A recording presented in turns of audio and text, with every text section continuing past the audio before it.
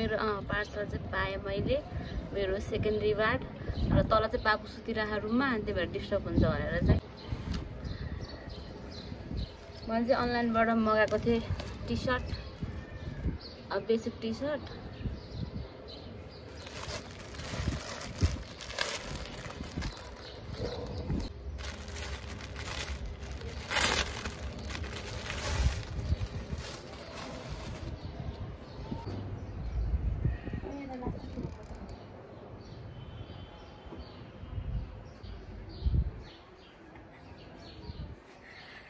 Last ठुलो भयो। So यो चाहिँ एक्सेल साइजको हो, अनि म त अब फ्री साइजवाला हुन त त्यो के अरे प्लस साइज अनलाइन सपबाट ल्याएको हो नि त, अनि म त हुन्छ नि फ्री साइजवाला होला भनेर मैले साइज पनि भनिनँ। सो यो चाहिँ एकदमै ठुलो रहेछ। यहाँ चाहिँ यस्तो भइसक्यो क्या, डुबिसक्यो।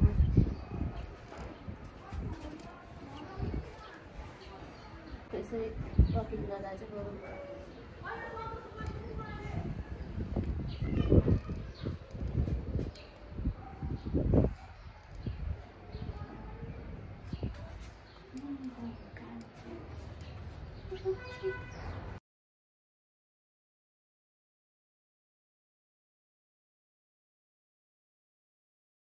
Hello welcome back to my channel. र आज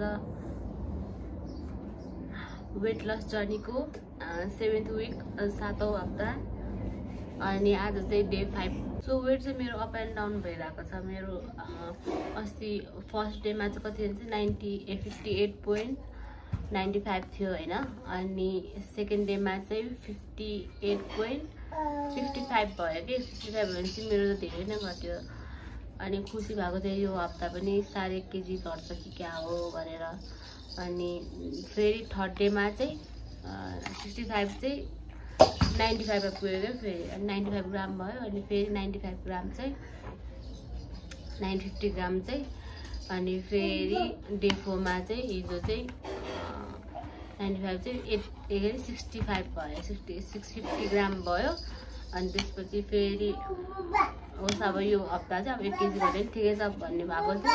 सो आज चाहिँ डे 5मा चाहिँ फेरि वेट चाहिँ मेरो 58.80 अनि 800 ग्राम भएको छ। सो अब आज डे 5 भइसक्यो। अब आजसँग गर्ने चाहिँ 3 दिन छ बाँकी। अब हेरौँ अब 3 दिनमा चाहिँ केही म्याजिक हुन्छ कि हुँदैन भन्ने कुरा।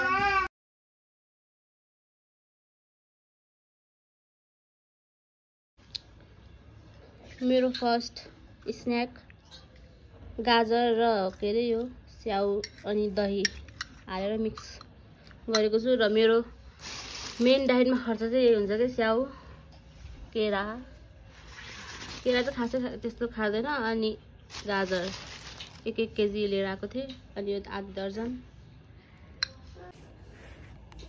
र यो चाहिँ दही चाहिँ सादा दही हो।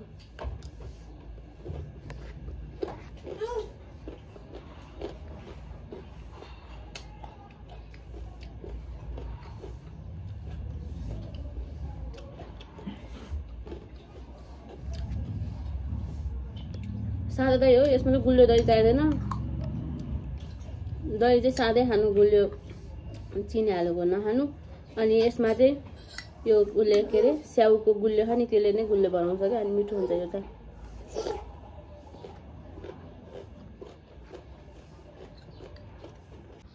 र अब चाहिँ मैले सेकेन्ड खाजा बनाउन लागेको। मैले चाहिँ अहिले चाहिँ ओट्समिल र अन्डाको चाहिँ त्यो प्यानकेक जस्तो बनाउँछ नि, हो त्यो बनाउनु ट्राई गर्न लागेको। फर्स्ट टाइम हो, लेट्स सी कस्तो हुन्छ। त्यसको लागि चाहिँ मैले 35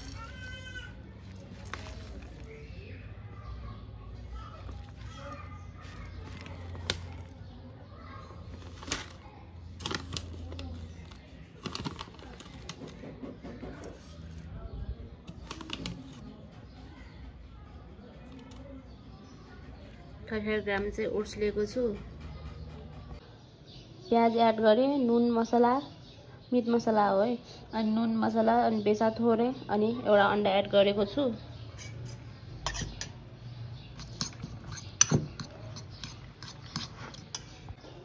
यो चाहिँ बाबुको लागि अन्डा र अनि आधी केरा हो। अनि मैले त्यसमै मेरो लागि चाहिँ ओट्स मिल यस्तो भएको छ के। यता चाहिँ नमिठो जस्तो देखाएको छ, अब कस्तो हुन्छ। भर्खर हालेको छु र मेरो ओट्स मिल चाहिँ यस्तो भएको छ। म चाहिँ एउटा मात्रै अन्डा हालेको, दुईवटा हालेको भए चाहिँ अलिक मजाको हुन्थ्यो होला। र यो चाहिँ गोलभेडाको अचार मैले बनाएको, हेर्दा मात्रै खाउँ छ।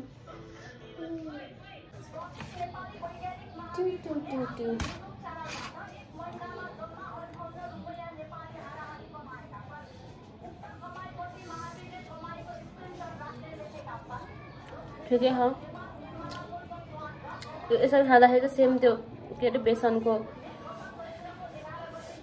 नि यस्तो बनाउँदाखेरि त्यस्तै टेस्ट राखेको क्या यो चाहिँ।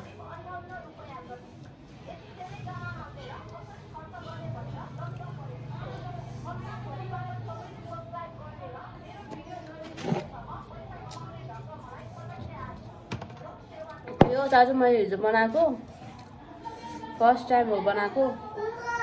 मुलाको अचार नि फर्स्ट टाइम, गोलभेडाको अचार नि योवाला चाहिँ फर्स्ट टाइम। यो चाहिँ त्यो हुन्छ नि 1 महिनासम्म खान मिल्ने, त्यो वाला चाहिँ फर्स्ट टाइम हो क्या यो चाहिँ। अनि मिठो छ।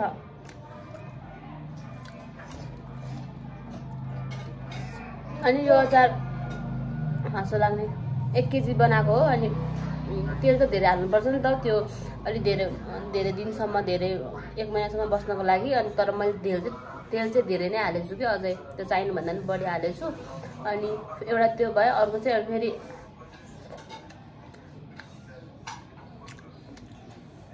नुन चाहेको, नुन अलिक चर्को ठिकै थियो नुन, होइन अलिकति नपुगे जस्तो लागेर हालेको त पछि चर्को भएछ। अब त्यो चर्कोलाई घटाउनलाई युट्युबमा हेरी फर्स्टमा अमिलो हालेपछि भनेपछि, अनि त्यो अमिलो चाहिँ त्यो उवाला अमिलो क्या, त्यो चाउमिनमा हाल्छ नि त्यो वाला अमिलो हालेको, त्यो पनि भएन। अनि पछि पिठोको के डो बनायो र त्यहाँ हाल्यो भने चाहिँ त्यसले चाहिँ साल्ट अब्जर्भ गर्छ भनेर, अनि त्यो पनि गरेँ, त्यही पनि भएन जस्तो लाग्यो मलाई है। अनि पछि लास्टमा त्यहाँ चिनी हाल्ने भन्थ्यो, अनि मैले चिनी हालिदिएको कि, त्यही भएर अलिअलि अर्कै भायो।